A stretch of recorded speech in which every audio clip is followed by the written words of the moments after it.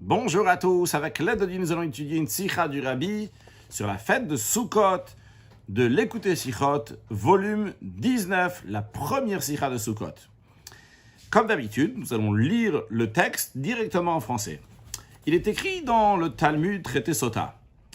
Rabbi Eliezer dit, de même qu'un homme ne peut pas s'acquitter de son obligation du loulav le premier jour de la fête de Sukkot avec le loulav de son ami, mais il faut que le loulav appartienne à la personne elle-même.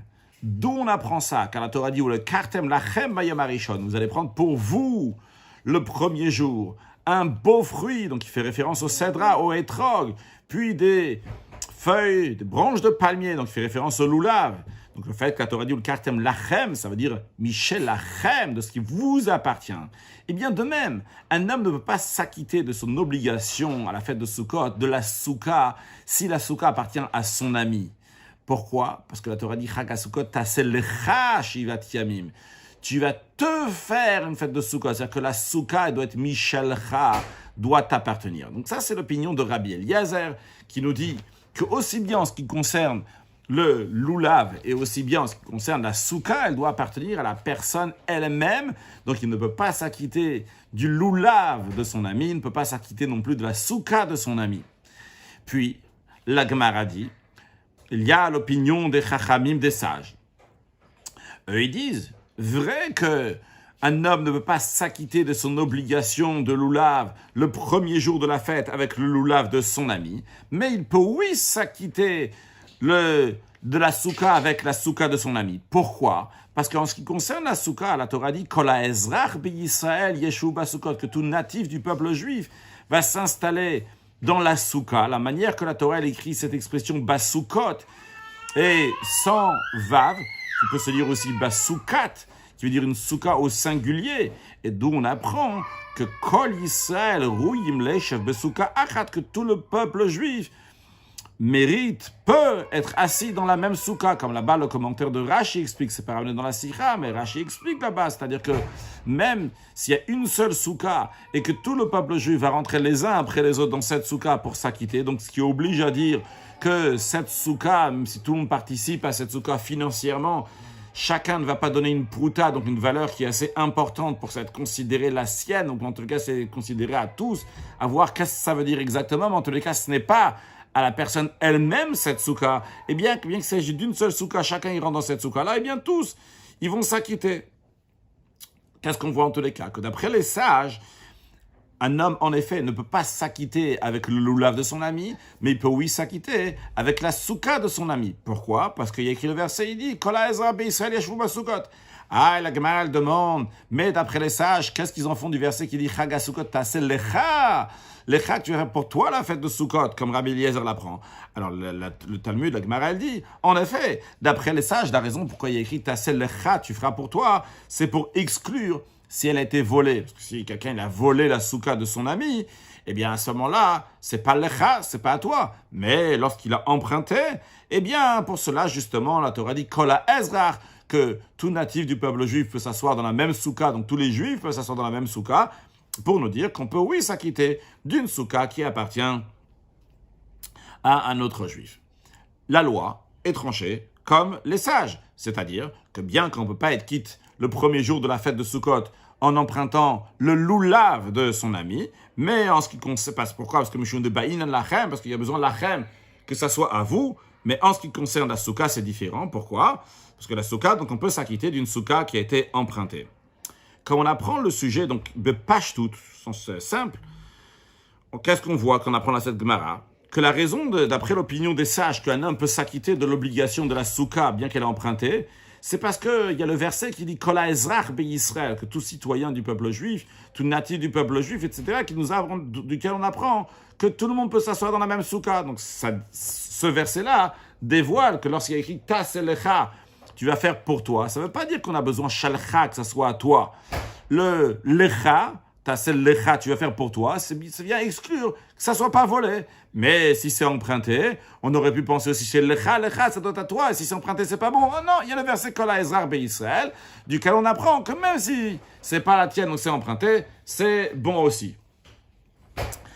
Donc, voilà la Gemara et l'explication de la Gemara. Dans le Rabbi nous ramène ce que l'Admour Azaken dit dans Shulchan Aruch. L'Admour Azaken il dit comme ça. Il dit bien que la Torah dit à propos de la fête de Sukkot, Chag Sukkot tasel lecha. Tu vas te faire une fête de Sukkot, donc lecha michelcha, c'est que la Sukkot doit t'appartenir. Et c'est la tienne et pas celle de ton ami. Le Admour Azaken dans Shulchan Aruch, mais quand même, un homme peut s'acquitter de l'obligation de la Sukkah même s'il empruntait. Pourquoi? Vu qu'il rentre avec permission, Arei Keshelo, c'est considéré comme la sienne. Ah, il y a écrit lecha. Michelcha, non, c'est uniquement pour exclure la Xula, si celle qui a été volée. Mais si tu l'as emprunté, Arei Keshelo, l'Admour Azaken nous dit, le Rabbi souligne bien ces mots-là, Arei Keshelo, que quand quelqu'un il l'emprunte, la soukha de son ami, c'est considéré comme sa propre soukha, la sienne. On voit clairement que même dans la soukha, on apprend du fait qu'il y a écrit lecha, qu'il y a besoin shelcha, que ça soit à toi. Mais quand même, bien qu'il y ait écrit lecha, on est quitte de la soukha de quelqu'un d'autre, parce que Arei Keshelo est comme la sienne. Alors juste avant de continuer ce que le Rabbi dit dans le texte d'Asira, on remarque bien ici que l'Admour Azaken n'a pas parlé du verset Kol ha'ezrach be'Israël. L'Admour Azaken a expliqué par un raisonnement. Le raisonnement dit que quand tu empruntes une soukha, Arei Keshelo. Quand tu empruntes, a priori, ce que ça veut dire, a priori on va en discuter tout de suite, mais a priori ce que ça veut dire, c'est que dans n'importe quel contexte, lorsque quelqu'un il emprunte quelque chose, le fait d'avoir emprunté de l'autre, c'est vrai que ça appartient à l'autre, mais quand je l'ai emprunté, Arei Keshelo, c'est comme si ça m'appartenait à moi-même.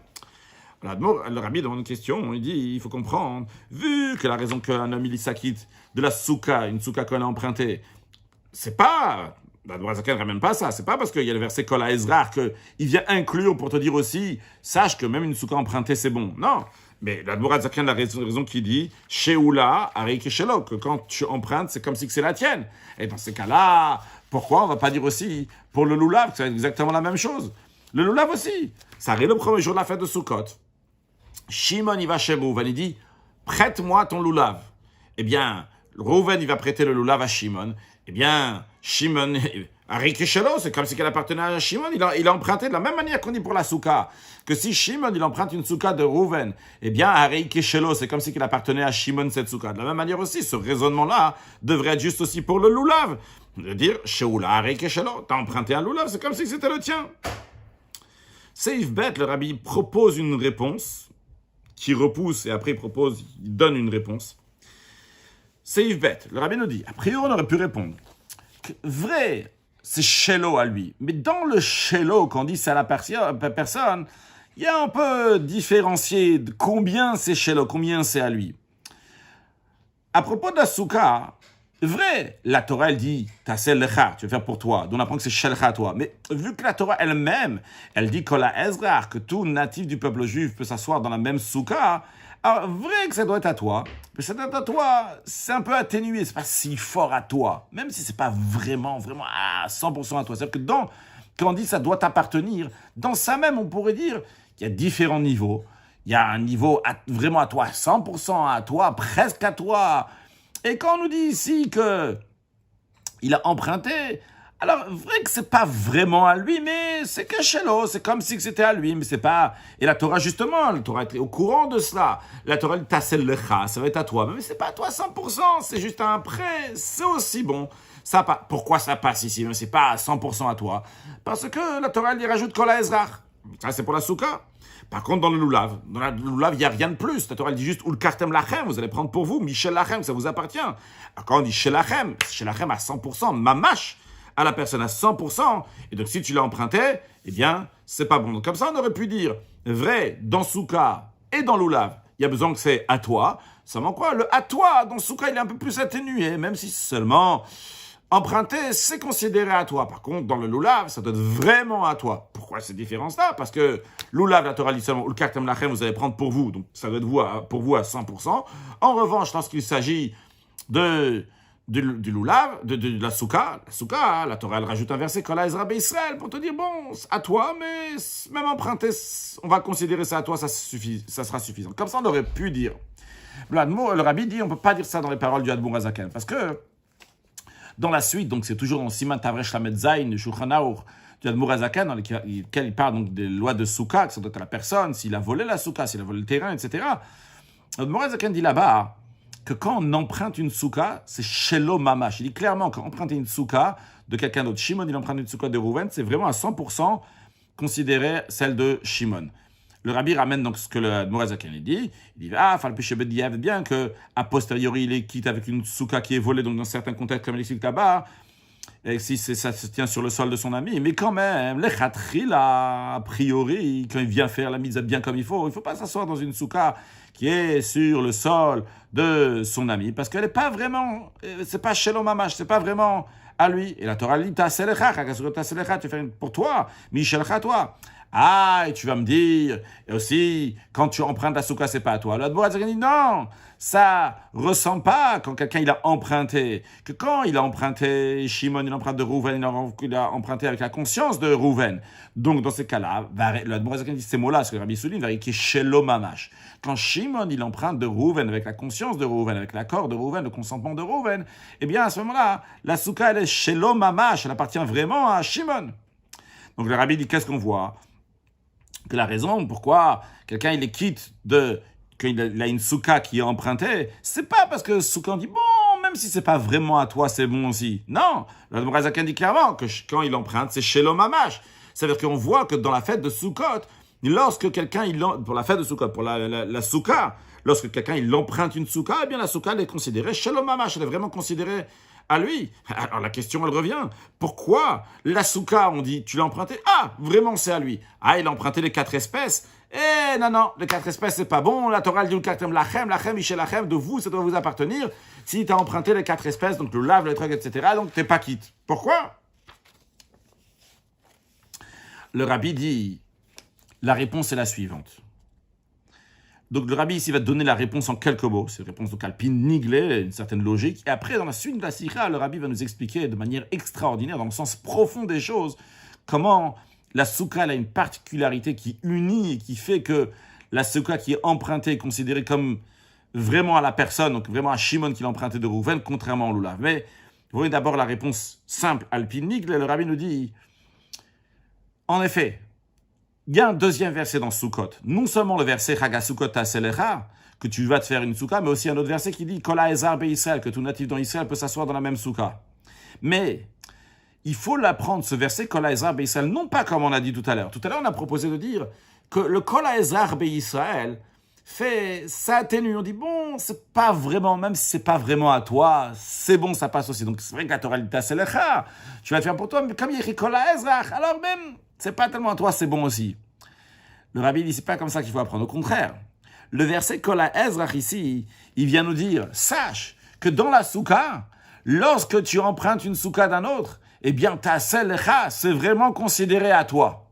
Qu'il y a quelque chose de particulier dans Sukkot, qui fait que même quand tu empruntes une souka de quelqu'un d'autre, eh bien, la souka, elle sera vraiment considérée à toi. Donc, non pas, je répète, non pas, comme on a dit tout à l'heure, que le verset Kola Ezrach, il vient atténuer le lecha à toi, même si c'est pas vraiment à toi, mais au contraire, Kola Ezrach, il vient renforcer le lecha, pour te dire que même quand tu empruntes de quelqu'un d'autre, eh bien, même à ce moment-là, c'est le lecha à 100%, ça t'appartient très fortement.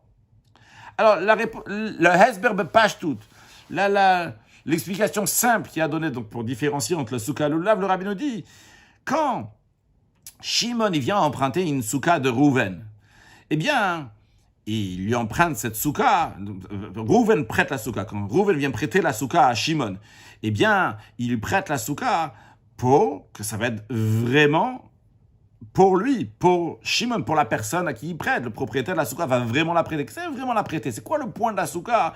La souka, c'est que la personne va avoir une dirat, comme une dirat kava. Dirat kava, ça veut dire une demeure permanente. La Torah, elle dit que la soukot, tu vas passer dans ta demeure permanente de la maison, tu vas passer dans la souka, c'est là-bas que ça va être ta demeure permanente maintenant pour la souka. Donc, comme tu as pour soukot, de la même manière que pendant toute l'année tu habites chez toi à la maison, de la même manière maintenant tu vas habiter pendant soukot dans la souka. Ça, c'est tous les critères de souka. Donc, lorsque la personne, il lui prête une souka pour que ça soit vraiment considéré qu'il va totalement habiter là-bas. Par contre, dans le lulav, ou dans d'autres contextes qui sont de ce style-là, que quand on te dit shalchat, ça doit être à toi, c'est une condition. C'est-à-dire que la Torah, elle donnait certaines choses, elle t'a dit, et le lulav, il doit être de temps et temps de tfachim, mais il doit être comme si, les feuilles doivent être comme ça. Et entre autres, donc dans ça, il y a ici donc une condition, que ça doit être lecha, ça doit être à toi. Donc, dans la souka, lorsque la personne lui prête la souka, elle prête la souka pour qu'il ait tout le contexte de souka comme si c'était chez lui à la maison. C'est pour ça donc, que ça appartient entièrement à la personne, Sheoula, c'est vraiment que Shalom Mamash, c'est vraiment comme la sienne. Maintenant, on enseigne Gimel, le rabbi va, comme il dit, les hossif, il va rajouter, radoucir ça, pour nous faire comprendre ça dans le sens profond des choses. On va comprendre ça dans le sens profond des choses de manière, comme on a dit, comme je dis, en tous les cas, extraordinaire. Le rabbi nous dit, du verset Kol Ezra, que tout juif peut s'asseoir dans la même soukha, on apprend, dans la Gemara, en effet, que Kol Israël, Rouyim Leishev Soukha Achat, que tous les juifs peuvent s'asseoir dans la même soukha. Parce qu'il y a cette particularité de soukha. Qu'est-ce que c'est la particularité de soukha? Vu que la soukha elle est tellement particulière, elle fait qu'elle réunit tous les juifs, que tous les juifs deviennent une seule chose. À tel point que ça fait que Kol Israël, Rouyim Leishev Soukha Achat, que tous les juifs peuvent s'asseoir dans la même soukha. Et c'est la raison pour laquelle que même une soukha qui est empruntée, eh bien, elle est Shalom Mamash, elle est vraiment à lui. Pour comprendre cela, voyons ce qui est dit dans la Chassidoute. C'est une sorte d'introduction que le rabbi nous fait dans ce paragraphe, en nous disant, il y a un verset qui dit « Bakesel yom chagenu ». Bakesel, c'est un langage de kisui, chose qui est cachée. Donc Chassidoute s'est expliqué que Bakesel, dans la Gemara, quand on dit Bakesel, on parle d'une fête qui est Bakesel lorsque la lune elle est cachée. Quand est-ce que la lune elle est cachée? C'est à Rosh Hashanah. La seule fête que la lune elle est cachée, c'est à Rosh Hashanah, qui est le début du mois. Chaque début du mois, la lune elle est cachée. Donc Bakesel fait référence à Rosh Hashanah. Et donc Chassidoute s'est dit que tout ce qui se passe à Rosh Hashanah et Kippour, eh bien, les Yom Chagenu, les Yom, littéralement les Yom Chagenu, un autre jour de fête, mais la Chassidoute traduit ça, les Yom, ça arrive à jour, ça se met à jour, dans le sens, ça se dévoile, comme le jour, qu'on peut voir les choses une fois qu'il y a le jour. Quand ça se dévoile, Chagenu, à la fête. Chag tout court, ça fait référence à la fête de Sukkot. Donc c'est-à-dire qu'il y a certaines choses qui se trouvent à Rosh Hashanah et Kippour, de manière cachée et qui se dévoile lorsque ça arrive la fête de Sukkot. Alors, Rabbi nous dit, basé sur ça, on va comprendre la différence entre la soukha et le lulav. C'est une fois qu'on va expliquer les particularités de Rosh Hashanah et de Kippour et qu'est-ce qu'il y a à Rosh Hashanah et Kippour et comment ça, on va voir comment ça se dévoile à Sukkot. Eh bien, on va voir que dans la fête de Sukkot, on a un point donc, qui est lié avec la soukha et un point qui est lié avec le lulav. Et on va comprendre la différence entre soukha et lulav. Pourquoi? Lorsqu'il s'agit d'une soukha qui est empruntée, elle appartient à la personne. Et quand il s'agit du lulav, eh bien, le lulav, s'il a été emprunté, il n'est pas considéré à la personne elle-même. Pour cela, donc, on va rentrer dans une explication. Le rabbi nous dit, on a déjà expliqué longuement par ailleurs, dans d'autres sikhot, dans le sikhot de l'écouter sikhot Chelek Dalet, dans plusieurs sikhot là-bas, le rabbi explique sur Rosh Hashanah, Zinu, Kippour. Le rabbi là-bas, il explique donc 3 points qui sont dans les fêtes de Rosh Hashanah et Kippour. 3 points, les uns plus haut que chacun plus haut que l'autre. Premièrement, il y a les mitzvot du jour. Mitzvot du jour de Rosh Hashanah, la mitzvot du jour de Kippour. Rosh Hashanah, c'est quoi la mitzvah? La mitzvah, c'est sauter le shofar.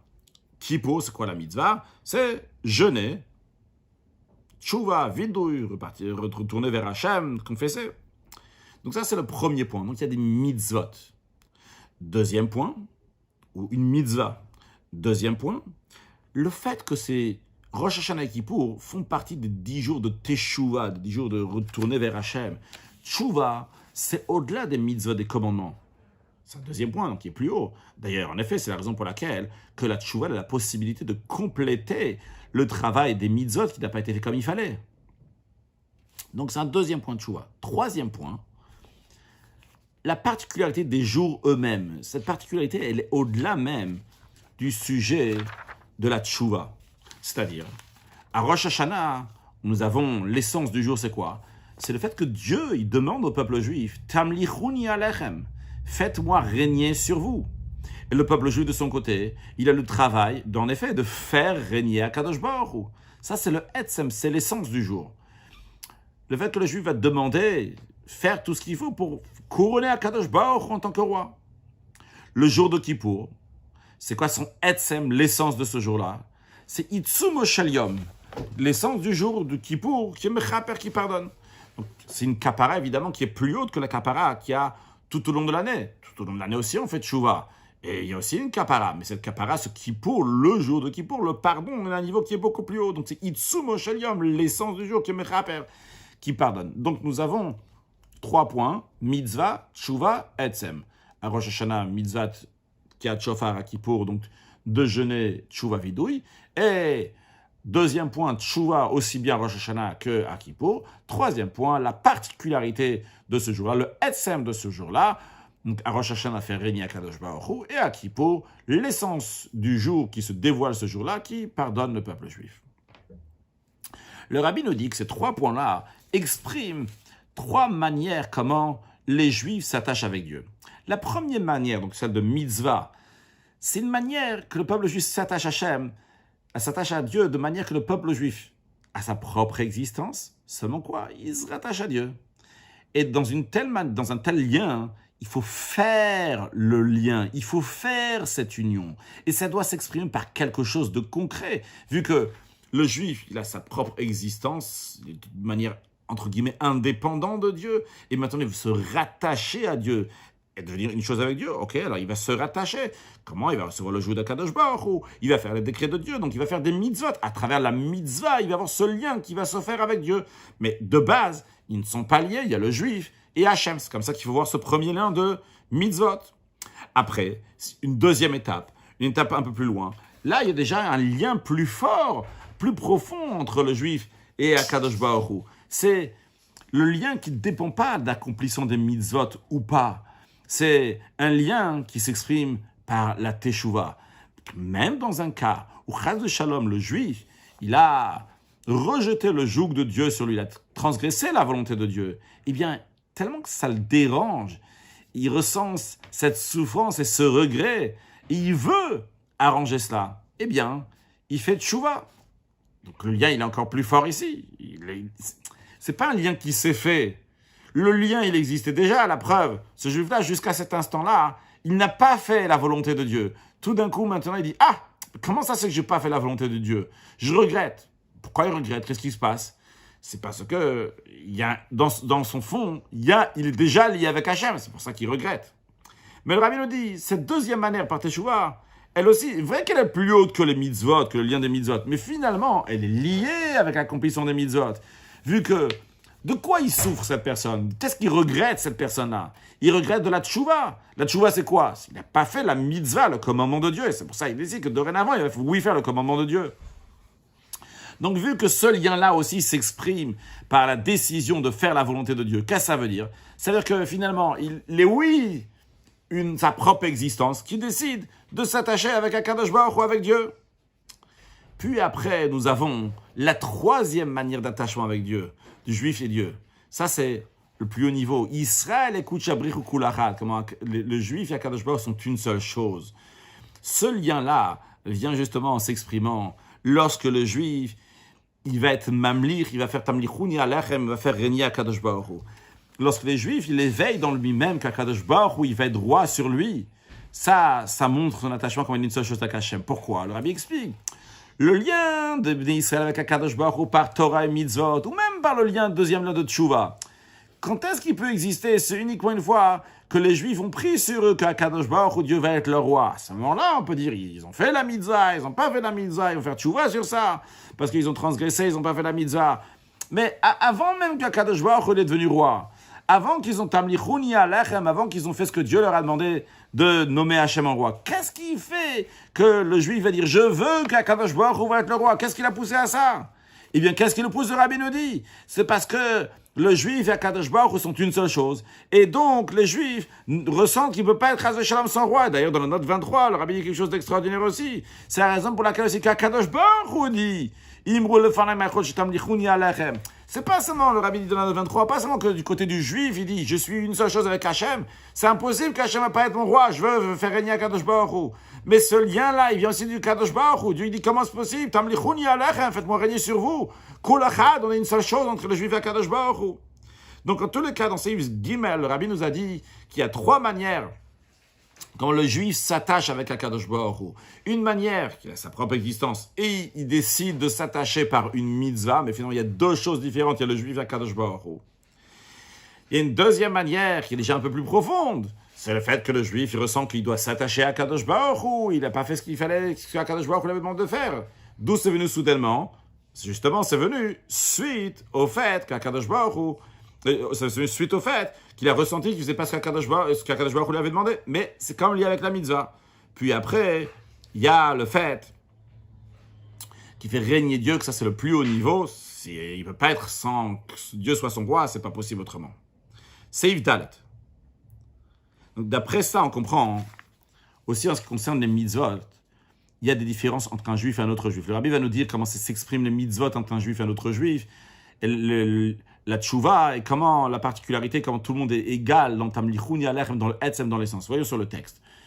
Dans les mitzvot, il y a une différence entre un juif et un autre juif, comment il va les faire. Et de même dans ce qui concerne la tchouva, bien que ce sont différences qui sont plus légères dans la tchouva, comme on va voir dans l'instant. Par contre, Tamlichun Yalech, fait régner Dieu, il n'y a pas de différence entre un juif et un autre juif. Comme d'ailleurs, on trouve lorsqu'on fait régner un roi de chair et de sang, au moment où on le fait régner, eh bien, tout le monde, tout le peuple est totalement annulé devant le roi. Il n'y a pas de différence à ce moment-là, au moment du couronnement, entre un grand ministre, un grand prince, et un simple homme. Tout le monde se tient devant le roi avec la même annulation. C'est uniquement après qu'on a couronné le roi, après que le roi a donné le décret. Alors à ce moment-là, il peut y avoir des différences entre telle personne et une autre personne, etc. Comment ils vont faire les décrets. Mais au moment même du couronnement, tout le monde est égal, il n'y a pas de différence. Et le rabbi explique donc dans les 3 prochains paragraphes, on aura un paragraphe qui va nous parler de mitzvah, le deuxième qui va nous parler de tchouva, le troisième qui va nous parler de tamlichun yalechem. Le rabbi dit comme ça, en ce qui concerne le premier point, donc kiyuma, mis à accomplir des mitzvot, vu que la manière du rattachement à Dieu se fait donc par ces mitzvot-là, c'est de manière que les Bnei Israël y sentent. Moi, j'ai ma propre existence et j'ai décidé de me attacher à Hachem. C'est la raison pour laquelle que l'accomplissement des mitzvot reçoit le joug de chacun et de manière comment ça le concerne à lui personnellement, en fonction du niveau dans lequel il se tient, tant que sa propre metsiout. Donc ça, c'est dans les mitzvot. Comme ça, moi, je le sens, comme ça, moi, je m'attache. Chacun en fonction de ce qu'il est. Dans le travail de tchouva, qui vient, comme on a dit, dans Seif Gimel, d'un niveau qui est encore plus profond dans la personne, d'un lien qui est encore plus profond. Ça ne se fait pas par la tchouva, ce n'est pas par les mitzvot qui ont été faits. C'est quelque chose qui est dans la personne elle-même, qui s'éveille. Donc ça, il n'y a pas tellement de différence entre un juif et un autre juif. Et d'ailleurs, on voit que ça peut se faire même, cette tchouva peut se faire même juste par une pensée de tchouva, comme le rabbi il ramène dans la note 24 de Kiddush Daf Mem Tet Amud Bet, dans laquelle on dit que si un juif, il a dit à une femme, que tu sois sanctifié à moi, tu veux être marié à moi, il a mis des conditions.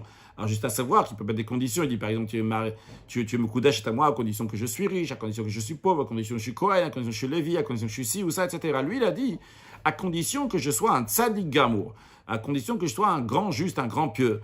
Et la Gemara, elle dit que même s'il s'avère que cette personne-là est un rachat gamour, donc il y a un mécréant, un méchant qui transgresse la volonté de Dieu, eh bien quand même, à raison beaucoup d'achète, cette femme, elle est oui considérée mariée. Et la Gemara dit, Shema hirer tchouva beli. Peut-être il a pensé il a pensé juste à tchouva. Qu'est-ce qu'on voit ici? Même dans la pensée seulement, la personne peut faire teshuva. C'est pas quelque chose, un lien. On avait dit tout à l'heure en ce qui concerne les mitzvot. Il faut former ce lien, ça doit se faire par une action. Ici, c'est déjà juste par la pensée. Et d'ailleurs, le Rabbi ramène suite à ça aussi, parce que le Zohar dit que c'est beshatachada, beyirigachada. Ça se fait un instant, un moment, on peut faire directement tchouva. Mais quand même, le Rabbi nous dit, il y a quand même des différences finalement dans la tchouva. Pourquoi? Parce que finalement, la tchouva, c'est en fonction des avérots, des transgressions que la personne a fait. Ou même quand on parle de Teshuvah, dans le sens de la chassidoute, que la Teshuvah, c'est l'achouv et l'acham de repartir vers Dieu, que la Neshama va repartir à sa source. Il y a aussi différents niveaux, chacun jusqu'à où il va repartir. Donc, ils ne vont pas dire que c'est égal chez tout le monde, le travail de Teshuvah. Donc, bien qu'il y a un certain point commun chez tout le monde dans la Teshuvah, mais ce n'est pas la même chose chez tout le monde. En revanche, le Rabbi nous dit, en ce qui concerne le troisième point, le tamlichun yalechem, le fait de faire régner à Kadosh Baruch Hu, vu que ça vient du fait que les Bnei Israël à Kadosh Baruch Hu sont une seule chose, à la même manière qu'on ne peut pas séparer entre les Juifs et Akadosh Baruch Hu, de la même manière aussi on ne peut pas séparer entre un Juif et un autre Juif. Dans ça, tous les Juifs sont ensemble, il n'y a pas de différence. Donc le Rabbi revient à ce qui est dit au début de Seif Dalet en disant ça, que lorsqu'on fait régner le roi, il n'y a pas de différence entre une personne et une autre personne. Alors le Rabbi nous dit, l'idée, le sujet de Tamlichun Yalechem, on a dit dans Seif Gimel, pourquoi le Tamlichun Yalechem exprime ce lien-là entre Akadosh Baruch Hu et les Bnei Israël? C'est parce que Akadosh Baruch Hu et les Bnei Israël sont entièrement unis, et de manière que c'est impossible de les séparer. Et donc, dans ce point-là, il n'y a pas de différence entre Dieu. Dieu et le peuple juif sont entièrement unis. Donc, il n'y a pas de différence entre un juif et un autre juif. De la même manière, quand on vient faire couronner un roi, il n'y a pas de différence entre l'un et l'autre. Alors, ce que le rabbi veut souligner ici, que le Tamlichun Yalechem, représente l'union, aussi bien donc l'union qu'on a dit vu avant entre les juifs et Akadosh Baruch, mais aussi l'union entre un juif et un autre juif, dans lequel il n'y a pas de différence. Contrairement aux mitzvot, qu'il y a des différences. Comment un juif applique les mitzvot, un autre juif applique les mitzvot, contrairement à la différence, même légère qu'il y a dans la Teshuvah, mais quand même il y a une différence entre un juif et un autre juif. Dans le Tamlichun Yalechem, il n'y a pas de différence entre un juif et un autre juif. Donc maintenant, dans ces Gimel et Dalet, le rabbi nous a expliqué, développé les 3 points de Mitzvah, Teshuvah et le Etzem, Tamlichuni Alechem, en ce qui concerne Rosh Hashanah. Le rabbi dans ces faits nous dit, bien que de manière détaillée, dans les détails, ces 3 points-là se trouvent aussi bien dans Rosh Hashanah et aussi bien dans Kippour, mais si on va voir de manière générale, de manière dévoilée, concrètement, chacun de ces points-là, on va les retrouver dans 3 fêtes du mois de Tishri. Rosh Hashanah, première fête, deuxième fête Yom Kippourim, et troisième fête Chag HaSukkot. Et on va retrouver ces 3 points. Le 3e point, on va le retrouver dans la première fête Rosh Hashanah. Le 2e point, on va le retrouver dans la 2e fête Kippour. Et le 1er point, on va le retrouver dans la 3e fête qui est Chag HaSukkot. Le rabbi nous dit comme ça. Dans chacun des paragraphes dans la suite, 3 paragraphes. Premier, on verra Rosh Hashanah. 2e Kippour. Et le 3e Chag HaSukkot. À Rosh Hashanah, qu'est-ce qui est Begalouï, qui est dévoilé, qu'on voit concrètement? C'est le fait que c'est le début de l'année. C'est le moment dans lequel on est Artarat HaMelech, on couronne le roi, on couronne Akadosh Baruch Hu. D'ailleurs, comme le Rassag dit, le Rassag, Rabbi Sadia Gaon, comme le Rabbi dit, c'est ramené dans le Avoudral, donc Tameat Kiot, il ramène là-bas donc 10 raisons pourquoi on sonne le shofar à Rosh Hashanah. Mais la première raison, le Inyan HaRishon, pourquoi on sonne le shofar, donc la première raison de mitzvah taïom, la mitzvah du jour, la particularité du jour, c'est donc sonner le shofar. Pourquoi le Rassag nous dit? C'est parce que on est mamlich aleinu et boré, on fait régner sur nous le Créateur. Donc qu'est-ce qu'on voit? On voit que la particularité de Rosh Hashanah, qui est mitzvah taïom beshofar, la particularité de Rosh Hashanah, c'est sonner le shofar. Qu'est-ce que représente le shofar? C'est faire régner Dieu. Donc c'est quoi le point? Qu'est-ce qu'on voit concrètement à Rosh Hashanah? C'est la Hachtara, le couronnement d'Akadosh Baruch Hu. C'est le Tamlichun Yalechem, en autre mot de ce qu'on a vu tout à l'heure. C'est le 3e point que nous avons vu tout à l'heure. Après, le rabbi nous dit, donc Kippour, qu'est-ce qu'on voit de manière dévoilée? De manière dévoilée, c'est un jour de Teshuvah. On repart vers Hachem, comme on dit dans la prière, dans la Neila. C'est le moment qu'Akadosh Baruch Hu a choisi donc pour pardonner, pour ceux qui ont transgressé l'ordre du roi. Encore plus que ça, même quand on parle du Itzumo Shaliom, on parle du 3e point, donc l'essence du jour de Kippour. Cette essence du jour de Kippour exprime le lien des Bnei Israël avec Akadosh Baruch Hu. Donc c'est un lien qui est au-delà de Teshuvah, que Teshuvah c'est même toute l'année. Mais finalement, même ce lien-là, cette kapara qui vient par ça, même ce Itzumo Shaliom, finalement, ça s'exprime par la kapara. C'est un lien de kapara. Itzumo Shaliom mechaper.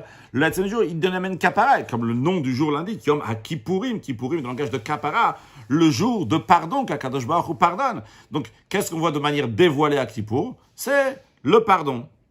Puis, en ce qui concerne la fête de Sukkot, la fête de Sukkot, c'est le moment où les Juifs, ils sont préoccupés, de manière dévoilée, ce qu'on voit qu'ils sont préoccupés dans l'accomplissement des mitzvot.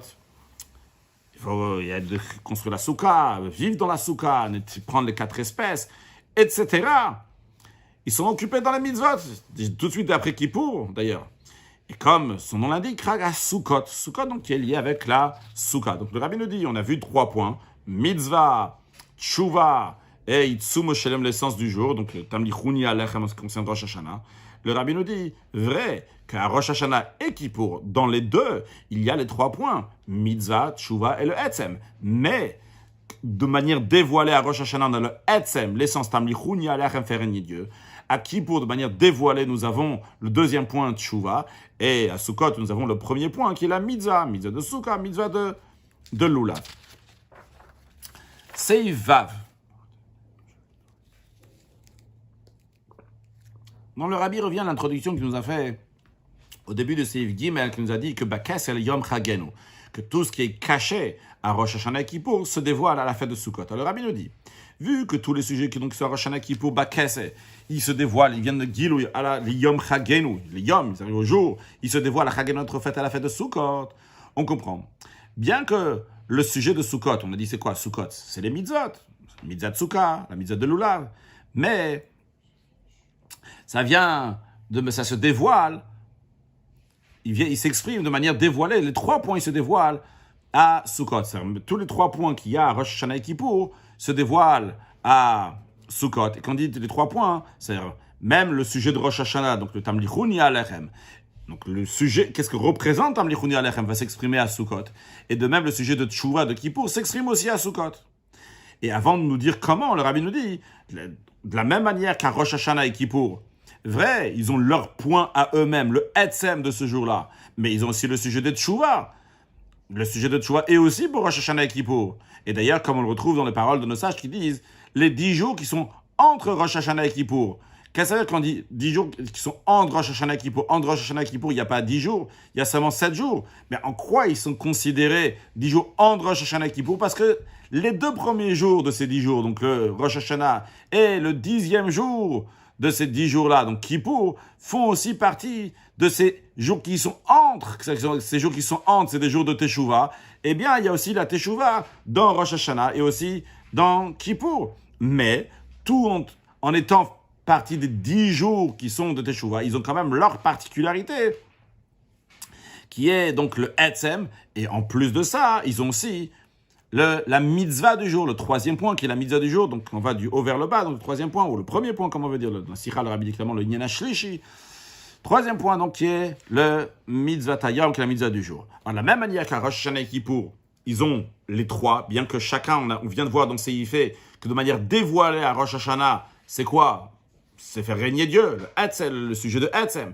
Puis après, on a vu qu'à Kippour, c'est quoi? C'est le sujet de Tchouva. Mais quand même, on voit qu'à Rosh Hashanah et Kippour, ils ont, en plus de leur sujet particulier qu'on voit de manière dévoilée, ils ont les 3. Ils ont la mitzvah, la Tchouva, le Etzem. Alors le Rabbi nous dit, de la même manière, en ce qui concerne la fête de Sukkot, le Rabbi va nous montrer comment nous avons, en effet, dans la fête de Sukkot, les 3 sujets. Alors, le Rabbi va nous dire quelque chose sans qu'on comprenne entièrement ici dans Seif Vav. Dans Seif Zayin, il va nous l'expliquer plus. Mais l'idée que nous allons voir dans les 3 prochains paragraphes, le premier, on va nous parler de la fête de Sukkot en tant qu'un Etzem. Ce sera développé dans Seif Zayin.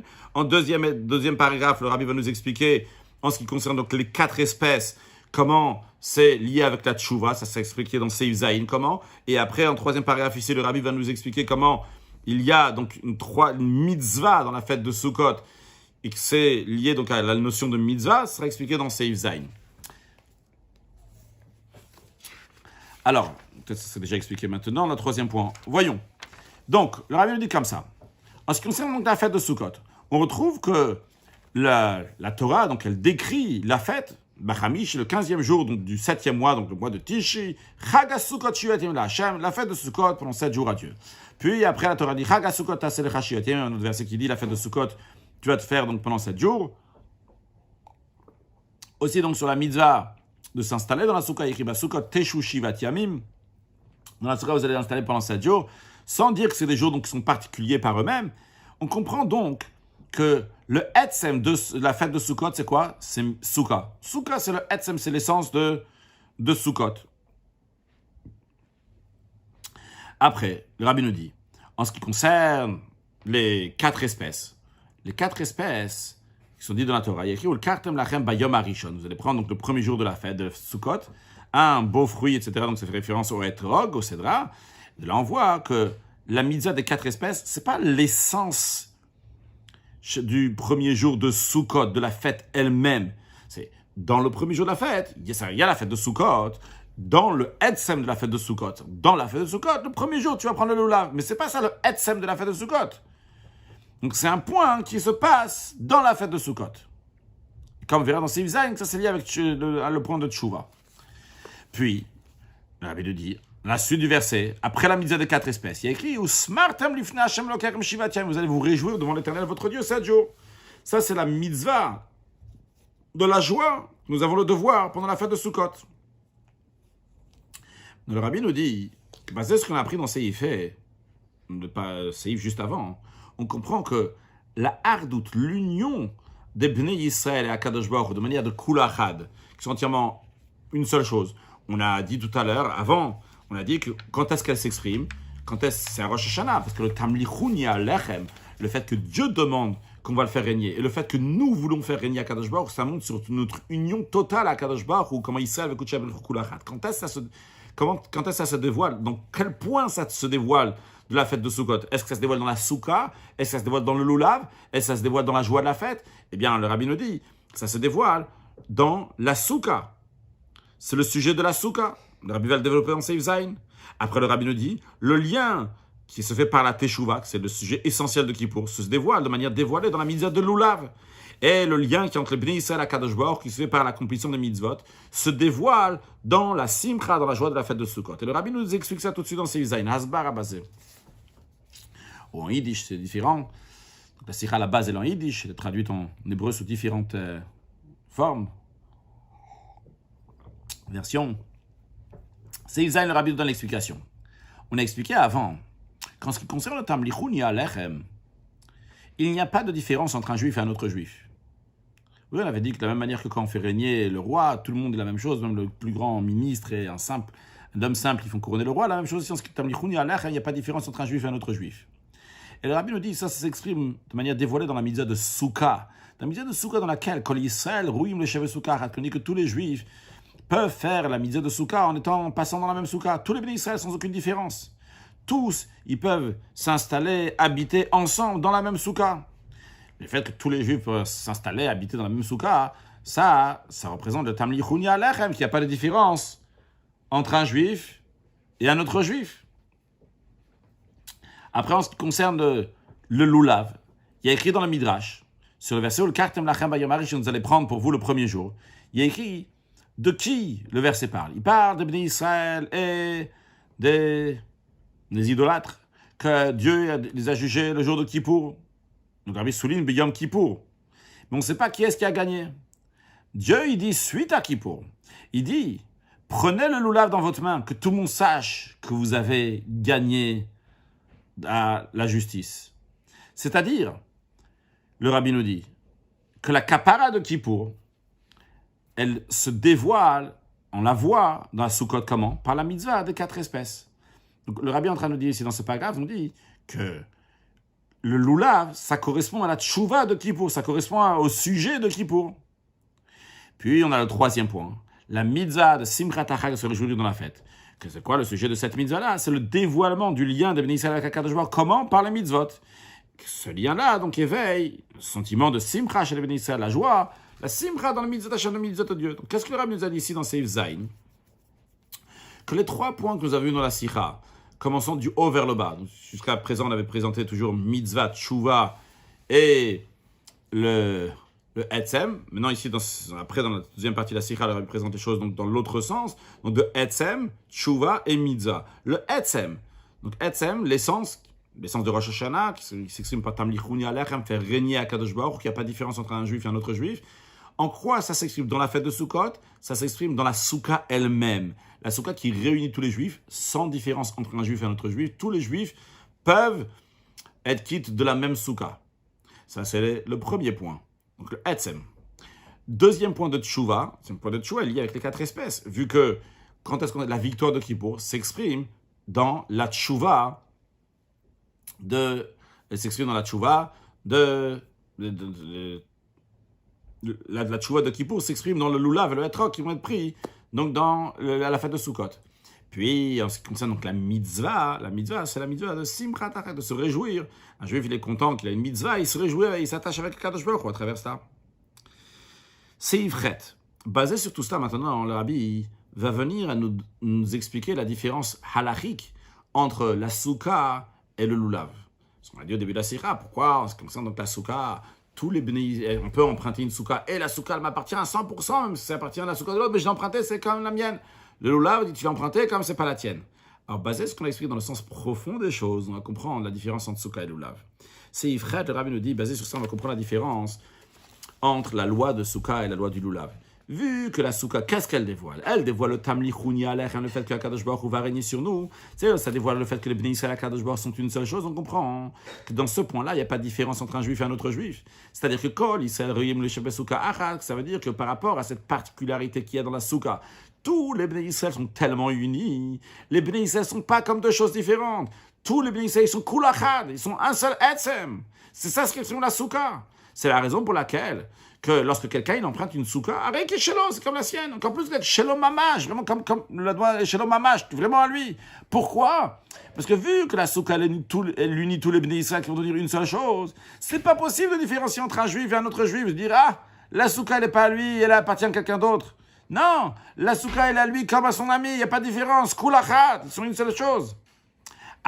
Et tu dis, mais il y a qui Taselecha, tu dois faire à toi. On a dit que Taselecha, c'est que si tu as volé, c'est pas bon. Alors, il dit oui, en effet, parce que quelqu'un qui vole la souka de son ami, par cela, il est contre cette action-là d'union de la souka, en volant quelque chose de son ami. Il fait une séparation dans cette union-là. La souka, elle a amené cette union-là.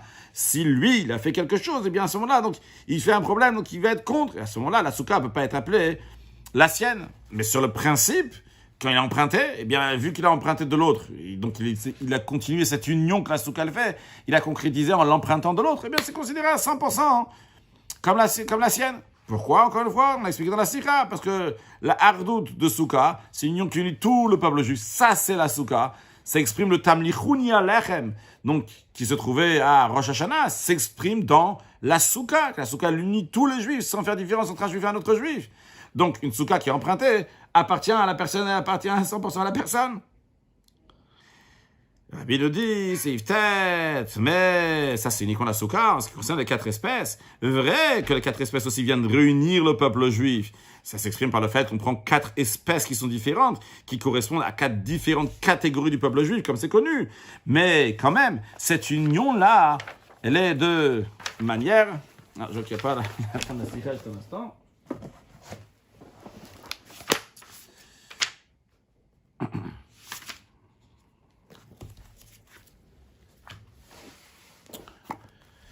Donc, c'est de manière qu'on prend qu'il reste donc des choses qui sont séparées, des catégories qui sont différentes, même après qu'on va tous les rattacher ensemble. Il reste quand même différentes. Ça reste un loulav, ça reste un tok, ça reste un hadas, une arava, etc.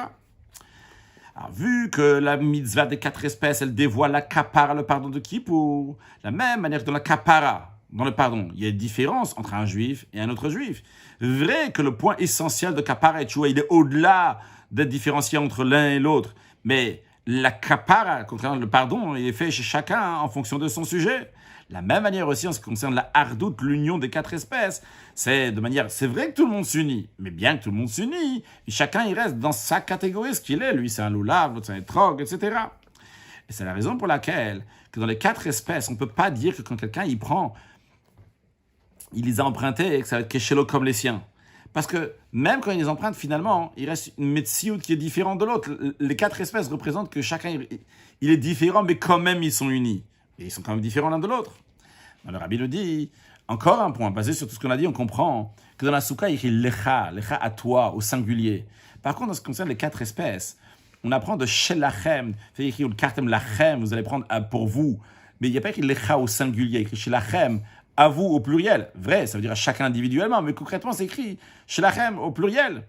Pourquoi? Quelle est la différence? Le Rabbi nous dit, basé sur ce qu'on a dit, on va comprendre. Dans la souka, tous les juifs, ils sont une seule chose, il y a un seul gouffre, il y a un seul corps. Et quand on parle à un seul corps, eh bien on parle au singulier. C'est pour ça que la Torah dit, tu vas faire pour toi, parce que la souka l'unit tout le monde. Par contre, en ce qui concerne les 4 espèces, que chacun il reste donc différent l'un de l'autre. Et juste seulement quoi, on va les rattacher, mais ils restent différents l'un de l'autre. C'est la raison pour laquelle, quand on parle au pluriel, le kartem lachem, à vous, le Rabbi nous dit, quand même, dans les 4 espèces, il y a quand même la hardout, l'union. On les rattache tous ensemble, les 4 espèces ensemble. Et après cela, vient le 3e point de Chag HaSukkot, la mitzvah de la joie, qui s'exprime de lien, qui exprime le lien à Kadosh Baruch Hu par les mitzvot. Et c'est la raison pour laquelle, que dans cette mitzvah, la mitzvah de la joie de la fête, le Rabbi fait référence ici dans ce qu'il ramène, ici dans la suite, il fait référence à Simchat Bet HaShoev, à une grande joie, ou comme le Rambam l'appelle, le Rabbi ramène dans notre 43, cette Simcha Yetera, cette joie qui est en plus dans le temple. Là-bas, il y a écrit qu'il y avait les Chassidim, il y avait les Anshe Maaseh, qui chantaient, et qui dansaient, et il y avait Kol Ha'am, parce que tout le peuple, il y avait les hommes, les femmes, etc. Eux, ils viennent pour voir et pour entendre. Il y a oui une différence totale entre les uns et les autres, parce que ça, il s'agit dans les mitzvot. Donc, dans les cas, le Rabbi nous a expliqué de manière profonde, de manière extraordinaire, la différence entre souka et lulav, que souka, ça représente une union, quand tous les bénéficiaires sont une seule chose. Donc, quand quelqu'un il emprunte une souka, C'est la raison pour laquelle que la souka, elle lui appartient lui à 100%. Et c'est pour ça aussi que dans la souka ici, au singulier, c'est le cha. Par contre, dans ce qui concerne donc le lulav, il y a écrit le kartem lachem. Vous allez prendre pour vous, parce que bien qu'on unit chacun, mais quand même il y a une différence entre l'un et l'autre. Et quand quelqu'un il emprunte, eh bien, c'est pas chez l'omamash que Dieu fasse, que tous ensemble puissent aller à Yerushalayim, Mirakodesh, dans le 3e temple reconstruit, et tous ensemble manger dans la même souka, pas juste les uns après les autres, mais dans la même souka avec le Malach HaMashiach, étudier, prier, amener des korbanot, etc., faire des farbringen, et Chag Sameach à tout le monde, excellente journée.